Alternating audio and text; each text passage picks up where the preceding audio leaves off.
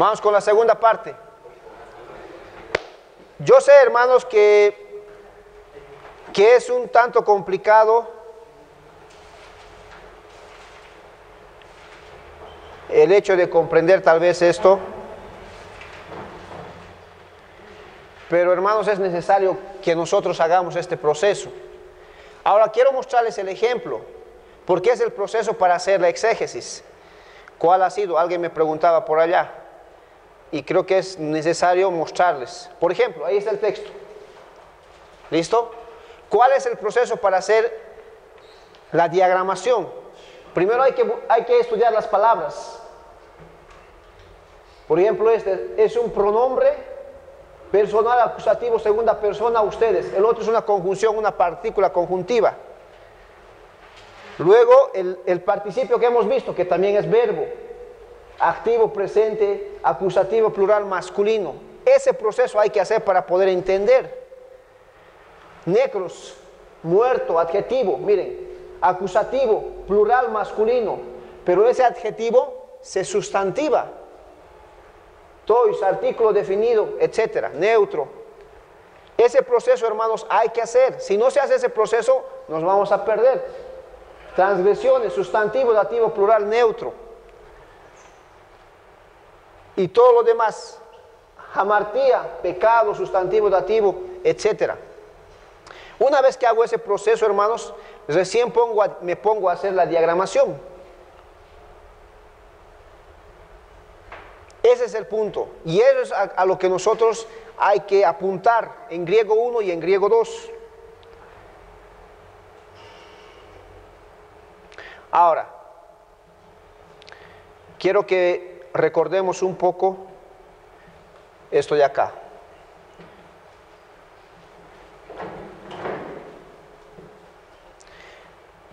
Este verbo que ya hemos visto en la clase, el verbo eimi, no olviden, es en tiempo presente, no olviden eso, tiempo presente. Estas son las desinencias, todas. No es como el anterior que al final se puede cambiar la última letra, no, la desinencia es toda esta y el tema verbal también es toda esta. O sea que en pocas palabras hay que memorizar todo. Todo. Y esto no cambia, nunca va a cambiar. En tiempo presente siempre va a ser igual. En tiempo presente. ¿Sí? ¿Hasta ahí estamos bien? Listo. No olviden, nunca cambia esto. Aquí no tiene desinencia, tema verbal, no. Es todo, toda la palabra en sí. Toda la palabra, toda la palabra. ¿Está bien? Dicho eso, avancemos al tiempo.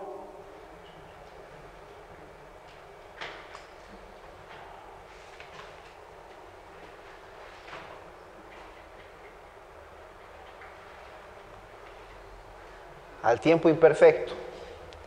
El verbo eimi, pero en tiempo imperfecto. El otro era en tiempo presente.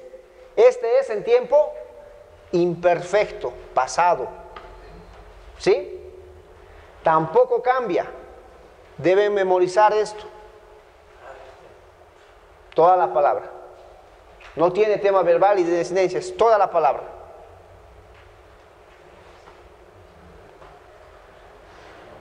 Yo era, yo estaba.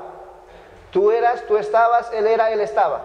Nosotros éramos, nosotros estábamos, vosotros erais, ellos eran o estaban.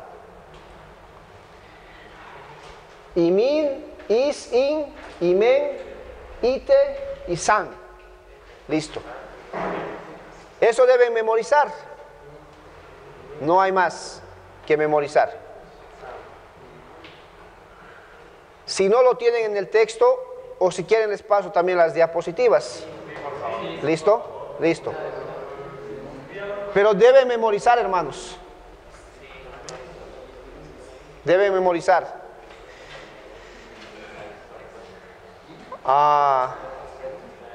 ¿Cuál es la diferencia hermano, entre este verbo y el anterior que vimos? Sí, tú. Ajá. ¿Cuál es el tiempo de este? Este es pasado.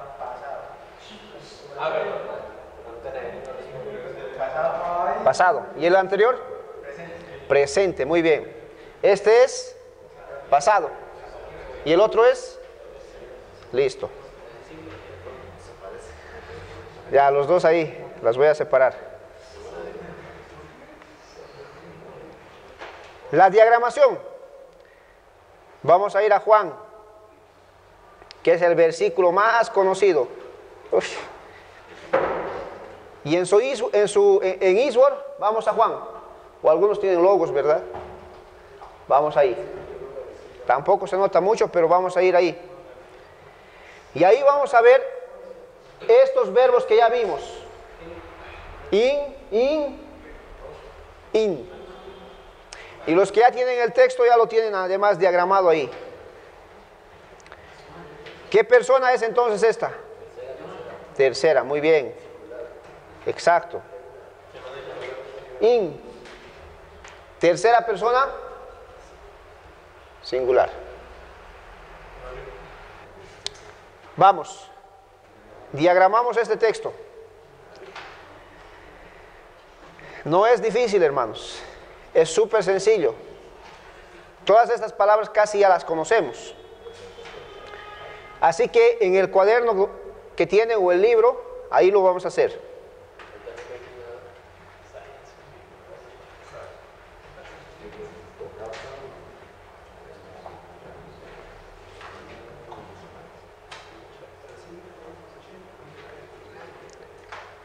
Cinco minutos para hacer eso.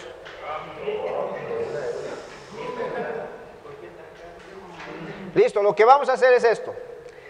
Este ejercicio es pregunta de examen por si acaso. Así que atiendan bien. Así se diagrama esto. Miren, la línea que sabemos, la otra línea,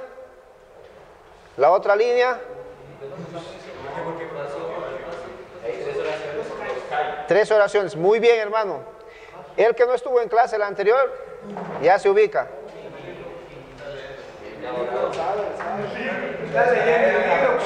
Ya, basta. Ahí está.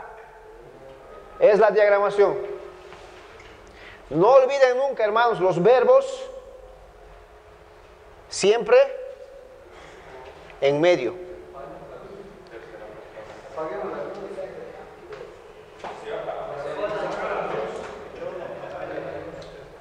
¿Qué es lo que no ven? ¿Cómo que no?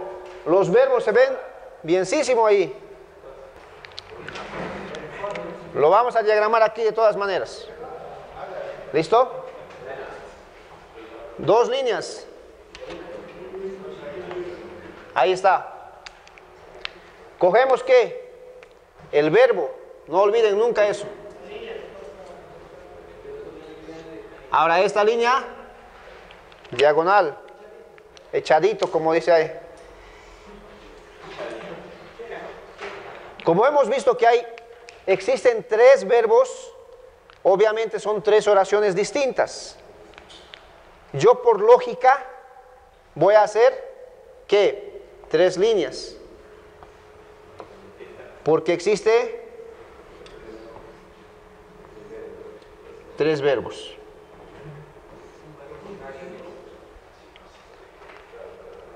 Ahí está el otro verbo.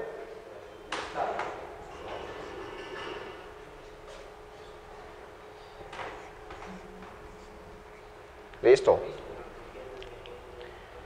Ya hice los verbos, que es lo principal. ¿Qué toca? Los sustantivos. O logos.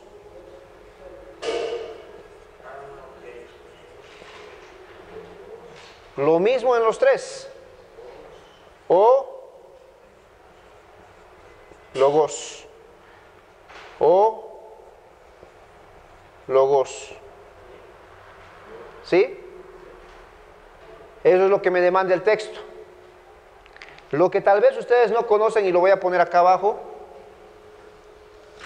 es el sintagma preposicional. A esa no tiene.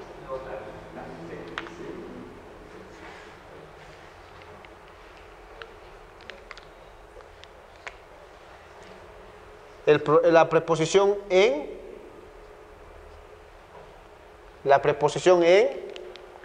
y el sustantivo arjí.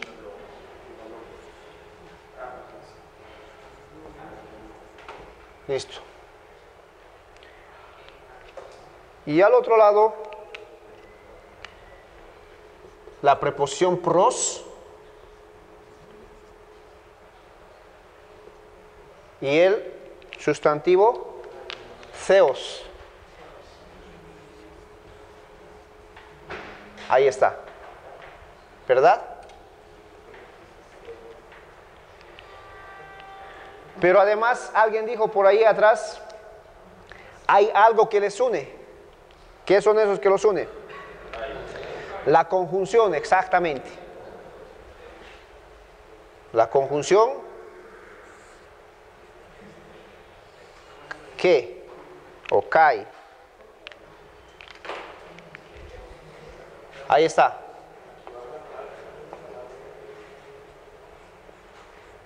Listo. Una vez que usted ha hecho esa diagramación, lo que toca es traducir. No sirve de nada si no lo traducimos. Y es un versículo súper conocido, ¿verdad? ¿Qué dice acá? La palabra, ¿qué? Exacto, la palabra era o estaba, pasado, pero del verbo eimi. La palabra era, vamos a poner las dos, o estaba. Y dependiendo del contexto vamos a quedarnos con una de ellas. Era o estaba, con una de ellas nada más, pero pongamos las dos porque se pueden traducir de las dos maneras. La palabra o logos im en jarjí.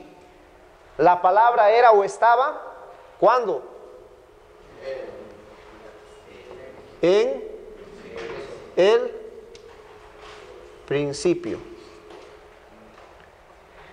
En esta oración, ¿cuál es el mejor verbo? ¿Era o estaba? Estaba. Exacto. La palabra estaba. ¿Cuándo? En el principio. En esta otra oración, antes de pasar a esta, acá hay una conjunción hilativa, que es y. La palabra estaba en el principio y la misma palabra, dice, la misma palabra era, puede ser, o estaba. Pros, la preposición pros da la idea de cara a cara, junto con, o cerca también, exactamente. En el libro está así. Vamos a poner cara a cara con Dios.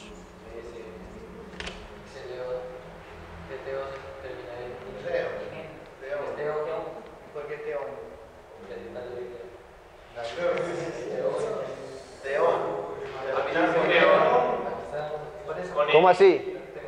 Ah, ya. Claro. Acusativo. Acusativo, tiene razón. Como es un sintagma preposicional, acá puede entrar como acusativo o como nominativo. En este caso está como acusativo. ¿Qué es un sintagma preposicional? Explico en el libro eso. Un sintagma preposicional es una frase introducida por una preposición. Eso es un sintagma preposicional, una frase o una oración, muchas veces introducida por una preposición. Eso es un sintagma preposicional. Sigamos, no nos desviemos. Y acá hay otra conjunción. Y. O logos. La palabra otra vez.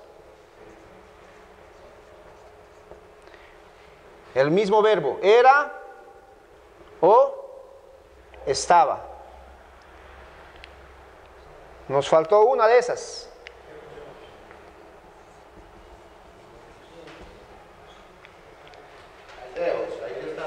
Ahí está teos. Listo. Ahora, hermano. ¿Cómo hacemos para el sujeto ahí, el sustantivo ahí, Listo. luego sí, luego, pues? Sí. Ahora ustedes se dan cuenta, hermanos, que estos dos son nominativos. Y normalmente el nominativo debe ir ¿dónde? Como sujeto. Pero en este caso, ¿cómo sé yo cuál de los dos debe ir como sujeto? Y no olvidemos que el problema con los testigos de Jehová está acá, ¿verdad? Esto puede ser la diferencia cuando usted explique o haga una contrarrespuesta a lo que los testigos de Jehová dicen, que Jesús no es Dios. Y se agarran del texto para eso. ¿Y cómo yo sé cuál de estos nominativos va primero? La norma gramatical dice que el que tiene el artículo es el que predomina para ir al nominativo, aunque este otro sea nominativo también. Entonces, el que tiene artículo debe ir al nominativo porque predomina, es el que manda en otras palabras, y el otro es el que le atribuye a ese que tiene artículo nominativo. Lo mismo acá, aunque este no tiene atributo, este tampoco. ¿Sí? ¿Estamos bien hasta ahí? Ahora, esa es la oración, hermanos. La palabra estaba en el principio. Acá hace referencia a esto. ¿Qué hace referencia? ¿De qué palabra? Primero hablemos. ¿De qué palabra está hablando? ¿A quién se refiere Juan en las epístolas juaninas? ¿A qué se refiere? Tanto ya sea en el Evangelio de Juan o en los demás, libros de Juan, Apocalipsis, primera, segunda, tercera carta de Juan. ¿A qué se refiere con logos? A Cristo. A Cristo. ¿Quién dijo ahí? Al Verbo. A la segunda persona de la Trinidad. A ese logo se está refiriendo. A la palabra encarnada, a Cristo Jesús. Y por eso es que hace la primera frase. La segunda frase y esta como conclusión. ¿Qué dice? La palabra, el Verbo, la segunda persona de la Trinidad, en pocas palabras, Cristo estaba ¿dónde? En el principio. ¿Y cuándo era el principio? Exacto. En hebreo sería Bereshit bara. Juntamente ¿con quién? Con Dios el Padre. Bereshit bara en hebreo. Juntamente con Él estaba creando las cosas. Este principio, mis hermanos, no es un principio de inicio, es un principio más bien de eternidad. Este verbo, esta palabra, este logos, este Cristo al que tú y yo adoramos, estaba en el principio. Por eso es que Él no fue creado. Fue eterno, es eterno y seguirá siendo eterno. Valga esa palabra. ¿Usted se da cuenta que de aquí ya puedo sacar mi primer punto para el sermón? La eternidad del logos. Mi primer punto. La eternidad del logos. ¿Dice eso o no en esta frase? Sí, y yo puedo irme al Antiguo Testamento, como me decía el hermano, Bereshit bara. Además, logos es una palabra que se usaba tanto en el contexto griego, que ha sido cogida, que ha sido hallada del Antiguo Testamento. De la palabra hebrea dabar, de esa palabra. Y eso, mis hermanos, es teología bíblica. Si usted no domina teología bíblica, se va a perder en su predicación. Este logos viene del hebreo.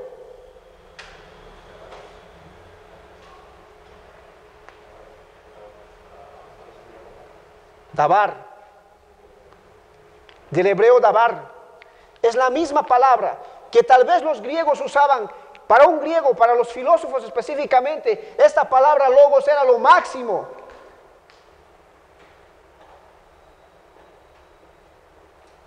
O en latín se puede decir el maximus, opus, la máxima palabra. Esta palabra logos era para los griegos lo máximo, lo mejor. Y es ahí donde Pablo dice, para ustedes eso es lo mejor, esa palabra. Para mí lo mejor es Cristo Jesús, el logos, el verbo, la palabra encarnada. Él, la eternidad encarnada. Mi primer punto, la eternidad del Logos o de la palabra. Punto 1. ¿Me estoy inventando algo de ahí? Está en el texto. Este Logos estaba en el principio. Pero si tú traduces con la palabra era, ¿eso quiere decir que dejó de ser ahora? Porque muchos testigos de Jehová traducen la palabra era en el principio.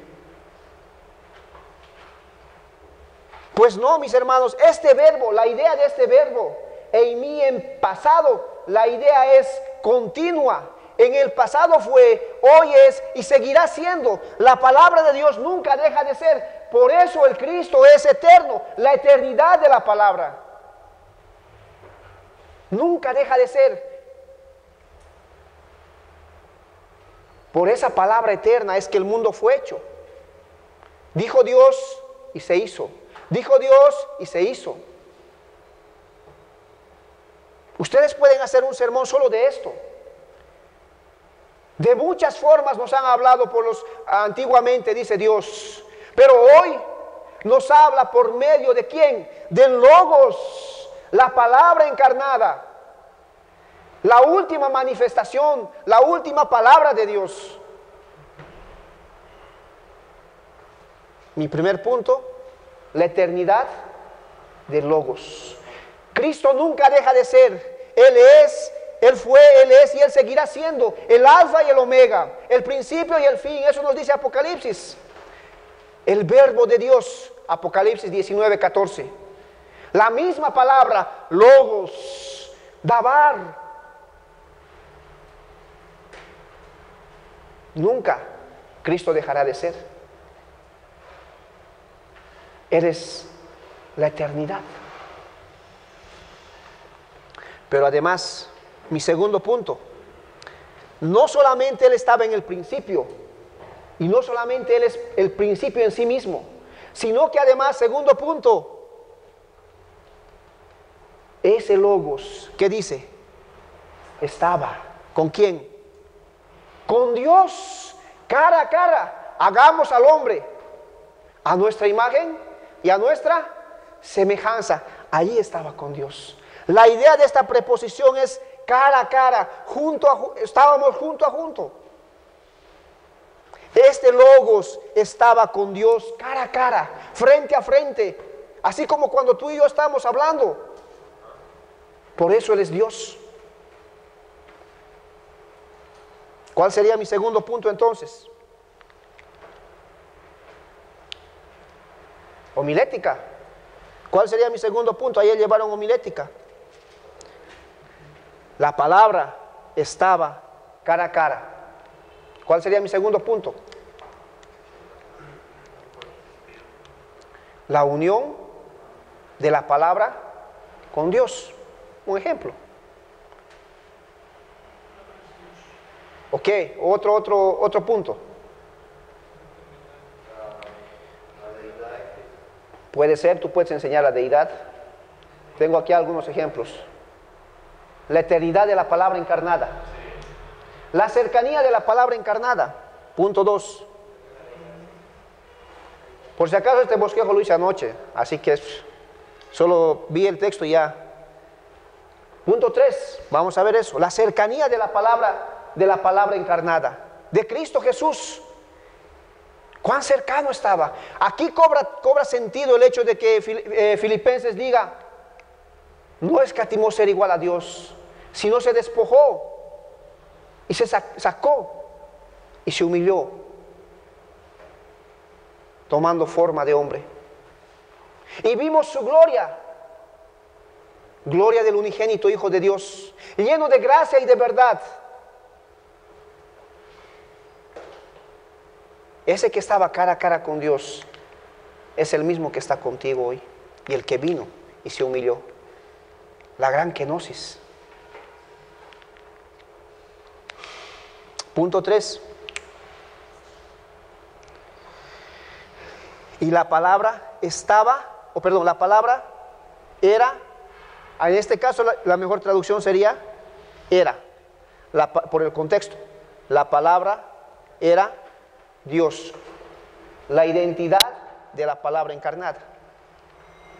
Si tú quieres este bosquejo, mi hermano, lo vuelves homilético, porque este es un bosquejo tal vez muy literal, exegético. No olvides que hay diferencia entre el bosquejo exegético y el homilético. El homilético tiene que escucharse más bonito, mucho mejor. El exegético tiene que ser literal. Entonces, ¿qué quiero enseñar con esto? Si tú puedes diagramar, no es solamente por molestar, es porque de acá puedes sacar el texto completo y el bosquejo completo de tu predicación. La palabra era Dios. ¿Ves cómo concluye Juan? Que este verbo, este Cristo, era Dios. Y cuando dice era, ¿hoy deja de ser? No, este verbo era, es y seguirá siendo por siempre. Por eso cuando los testigos de Jehová dicen que Cristo no es Dios, están perdidos. Porque claramente el texto nos enseña que Cristo es Dios. Ahora, posiblemente este sea su trabajo que van a hacer. Muchos testigos de Jehová argumentan que acá le falta un artículo definido. Y por eso es que no podemos decir que Dios o que Logos era Dios. Pero no olvidemos que el énfasis está en el verbo. Es un verbo atributivo. Que esta cualidad se le está atribuyendo a esta persona. Si notas, hermano, esta cualidad se le atribuye a esta persona, a esta persona. ¿Y qué cualidad es esa? Que Él es Dios. No hay donde perderse gramatical, como ustedes quieran verlo. Y que esta cualidad se le está atribuyendo directamente. Por eso, mi hermano, que el griego no solamente te sirva para decir que tú sabes griego y nada más, sino para no desviarte de tu bosquejo, del texto mismo. Porque muchas veces, mis hermanos, alegorizamos el texto demasiado.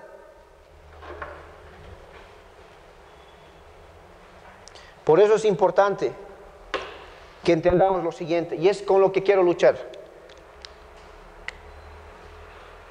Tú debes estar en la base, en el texto. Y yo sé que esto ya lo vieron.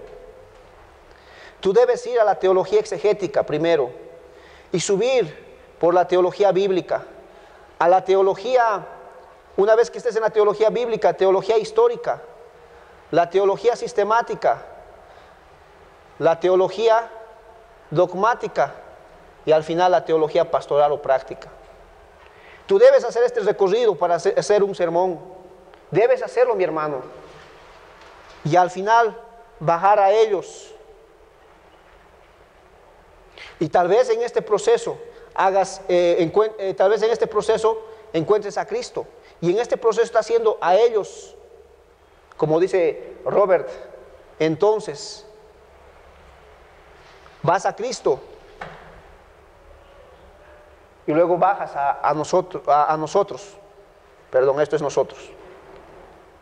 Pero si no has hecho este trabajo y directamente te vienes a lo pastoral, mi hermano, estás haciendo una falacia, como dice Donald Carson. Y es entonces donde hay dos extremos. O das un mensaje, un sermón, completamente moralista, o el otro extremo, das un sermón completamente alegórico y encuentras en todo lugar a Cristo. O al final no lo encuentras. Entonces, haz este trabajo, mi hermano. Además, por eso es que es importante que entiendas que todo esto que estoy haciendo de acá es el trabajo que hay que hacer. Y yo tengo un dibujo que hice al escribir teología bíblica. Y este dibujo es, obviamente, la Biblia de principio a fin es cristocéntrica. ¿Verdad? ¿Sí o no? Así es. Es el hilo conductor de toda la Biblia. Por eso es importante la teología bíblica. La teología bíblica no es que tú sepas versículo tras versículo tras versículo. Y mi hermano, el griego y los idiomas originales te ayudan a estar en el texto, pero también te ayudan a ver todo el contexto. todo el contexto. Y esta frase dice así, o esta gráfica dice así: encuentra a Cristo legítimamente, ya sea en el Antiguo Testamento o en el Nuevo Testamento, pero encuéntralo legítimamente. No lo hagas por hacer. Haz este trabajo. Encuentra a Cristo, pero legítimamente. Ahí está la clave. Y para eso debes hacer este trabajo, hermano. No puedes venirte a predicar faltando 10 minutos y prepararte como algunos he visto que hacen. No hacen teología exegética, obviamente, porque en 10 minutos no se hace, ni en media hora, faltando un día. Mucho menos la teología bíblica, peor la histórica, y etcétera. Y entonces caemos en la falacia que de Donald Carson llama. Y si nosotros no cobramos ánimo, hermanos, de poder poner pilas, como dicen los colombianos, y rajarnos para poder aprender estos idiomas, no tiene sentido. Así que les llamo y les insto a ustedes, hermanos, si es Cristo mismo el que te salvó, ¿por qué no esforzar? ¿Por qué siempre estamos robando el tiempo de Cristo? Ay, es que es difícil, es que no sé qué, es que no sé cuánto. Hermano, si has sido llamado para el Señor, tanto para enseñar como para pastorear, debes hacer este trabajo. No puedes solamente irte por lo superficial y venirte directamente acá y sacar las aplicaciones. No puedes hacer eso. Si tú quieres ser un pastor bíblico, debes hacer este trabajo. Estudiar la Biblia no es fácil. Y si tú has pensado que estudiar la Biblia es fácil, estás en un error. Así que cuando yo veo decir, es que es fácil, es que es muy difícil, es que no me gusta estudiar, hermanos, por favor, ¿has sido llamado al ministerio? Esfuérzate por el ministerio y por el dueño del ministerio, el Señor del ministerio, Cristo Jesús. Él entregó todo por ti. Tú no puedes dar estos 2, 3, un año que estás acá, esforzándote lo más que puedas. Yo no sé qué está en tu mente, y posiblemente a estas alturas tú ya estés cansado de todo, porque yo también fui estudiante. Pero yo no sé qué hay en tu mente.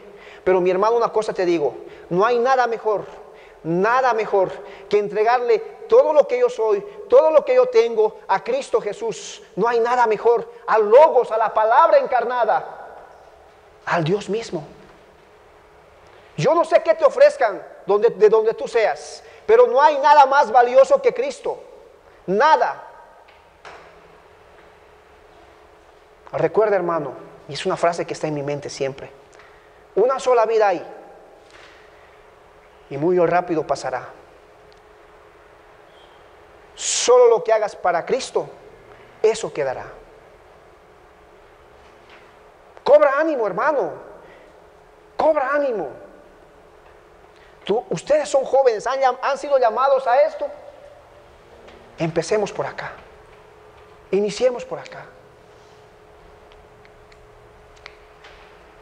Esto no quiere decir que ustedes llegan a sus iglesias y empiezan a renegar con sus pastores, ¿verdad? Muchos pastores no han tenido esta oportunidad y a ellos debemos respetarlos, porque pudiendo, sin poder, hacen lo que pueden hacer, y eso el Señor sabe. Pero ustedes que han tenido esta oportunidad y no aprovechan a lo máximo, Dios les pedirá cuentas. No roben a Dios su tiempo.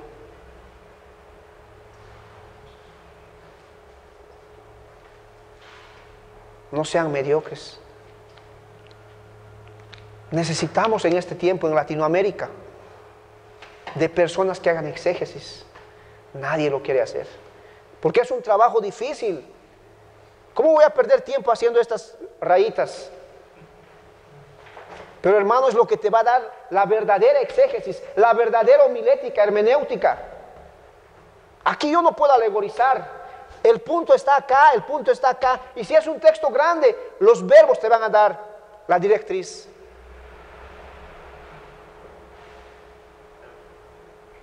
Hermanos, ánimo. Ánimo. El Señor está con nosotros. Dice Mateo, yo estaré con vosotros. Él está con nosotros. Y la palabra es la misma.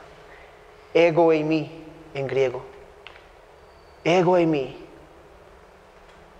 El énfasis. Hablaba con un hermano la otra noche.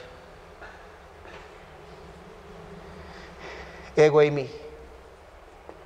Yo estoy con ustedes. ¿Hasta cuándo? Hasta el fin de los días. Yo soy el buen pastor. La misma palabra. Ego eimi. Ego eimi. Yo soy la puerta. Yo soy la vid verdadera. Y los 7 yo soy que hay en el Nuevo Testamento, separados de mí, nada podéis hacer. Y esos 7 yo soy y todos los yo soy que hay se unen con Éxodo capítulo 3 versículo 14. ¿Qué dice? Eso es teología bíblica. Ustedes no pueden inventarse nada, hermanos. Todo está en la Biblia. Y hermanos, necesitamos conocer teología exegética y teología bíblica a la perfección. Lo más que podamos. Porque si no, vamos a caer en muchos errores. Porque lo que ustedes están conociendo normalmente es la sistemática y está bien, la histórica. Pero nuestro énfasis en el seminario logrará o intentará ser la exégesis y la bíblica. Pero si ustedes no ponen de su parte, no se esfuerzan. Esto, mis hermanos, no viene por ósmosis, por arte de magia. Esto es sentarse y estudiar y estudiar y estudiar. Y si debes llorar, debes hacerlo. Pero si no haces eso, no tiene sentido. No puedes rendirte a la primera y decir, no, hermano. ¿Has sido llamado al ministerio? Pregúntate bien eso. Si has sido llamado al ministerio, debes hacer este trabajo para cada sermón. Y si no, mi hermano, ora al Señor, porque tal vez el Señor te ha llamado para otra cosa.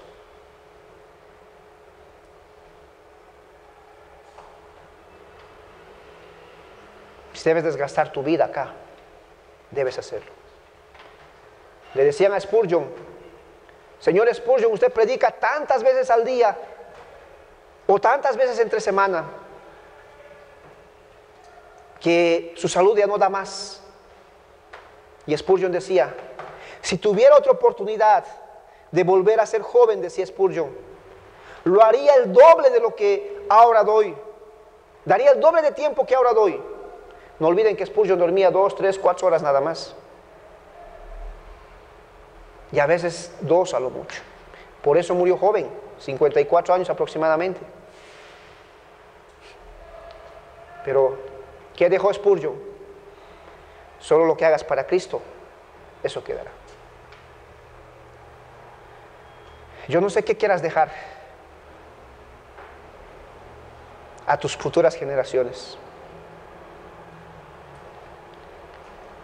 Pero si no te esfuerzas, no dejarás nada.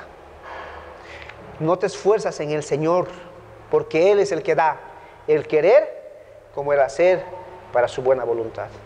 Así que, hermanos, esto no es un juego. Estás predicando la palabra de Dios. A veces conversando con algunos jóvenes les decía, para mí es más fácil trabajar de mi profesión y gano mucho más. Pero es mucho más comprometedor y hay mucho más compromiso predicar la palabra de Dios y enseñar. Porque puedo mandar a muchos, tal vez en cierto sentido, al infierno, porque les estoy mintiendo. Les estoy haciendo creer algo que no es. Como los teólogos de la prosperidad, supuestamente. Pero muchos reformados, hermanos, tenemos ese teólogo de la prosperidad acá y acá. No queremos esforzarnos más. Suficiente lo que nos dan. Nos dijeron que leamos 600 páginas o 300 y ya. Después empezamos, como los bolivianos dicen, a perder el tiempo, a guachear, dicen, ¿verdad? En buen colombiano es perder el tiempo. ¿Qué es en buen colombiano?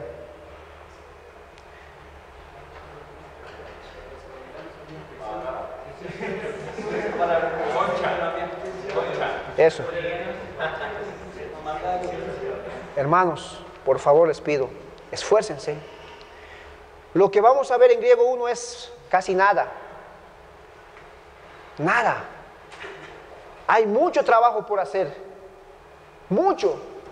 Y es tiempo de que Latinoamérica saque teología. Ya no solamente esperemos teología de Estados Unidos. Miren, ahora ya nos acompañan 2 hermanos de Estados Unidos. Ya estamos haciendo teología. ¿Sí o no? No solo los hermanos americanos pueden hacer teología. Los latinos debemos empezar a hacer teología. Aunque es mucho más difícil para nosotros, no tenemos las ventajas que ellos tienen. La universidad o el seminario de Westminster, los libros en inglés, etc. Pero hermanos, con lo poco que tenemos, seamos juiciosos, como dicen los colombianos. Hermanos, hasta aquí quedamos. Pero vamos, el próximo examen de todo lo que llevamos y de todo lo que vamos a llevar de los 2 capítulos. Así que juiciosos.